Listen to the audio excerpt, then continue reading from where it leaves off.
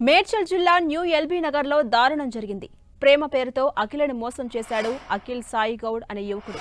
8 ఏళ్లుగా ప్రేమిస్తున్నానని చెప్పి పెళ్లికి ఒప్పుకోకపోవడంతో మనస్తాపానికి గురైన అఖిల ఉరేసుకుని బలవన్మరణం చేసుకుంది. అఖిల తల్లిదండ్రుల ఫిర్యాదుతో కేసు నమోదు చేసుకున్న పోలీసులు దర్యాప్తు చేస్తున్నారు. న్యూ ఎల్బీ నగర్ లో నివాసం ఉంటున్న అఖిలను అదే ప్రాంతానికి చెందిన అఖిల్ సాయి గౌడ్ ప్రేమ పేరుతో వెంటపడేవాడు.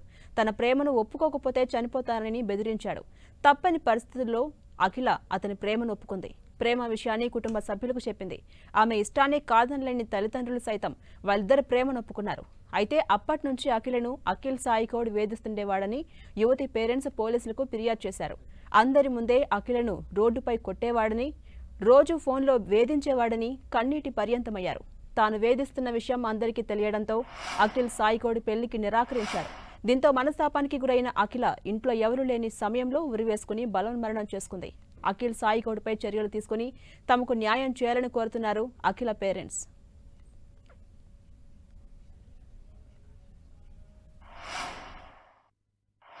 పరారయ్యారు. కాకపోతే తల్లిదండ్రులు తప్పు చేయలేదు, నేను ఒప్పుకుంటా. కానీ తల్లిదండ్రులు కూడా వెళ్ళిపోయారు. ఎందుకు వెళ్ళిపోవాలి? కొంచెం వచ్చి మాతో మాట్లాడాలి కదా, ఏమైంది, ఏమైనా తప్పైందా అట్లా అని అడగాలి మమ్మల్ని. మేమేం అనకపోతున్నాం.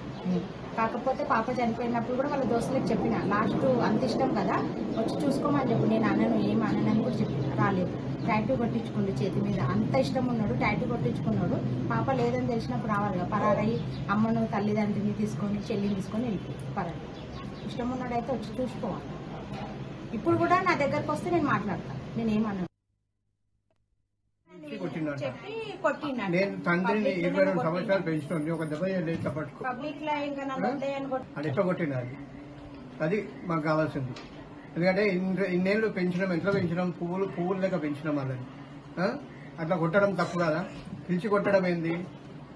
మేము వచ్చి మాట్లాడినప్పుడు ఒప్పుకున్నాం చేస్తామని. ఇంకేం కావాలా? అట్లెందుకు కొట్టేది?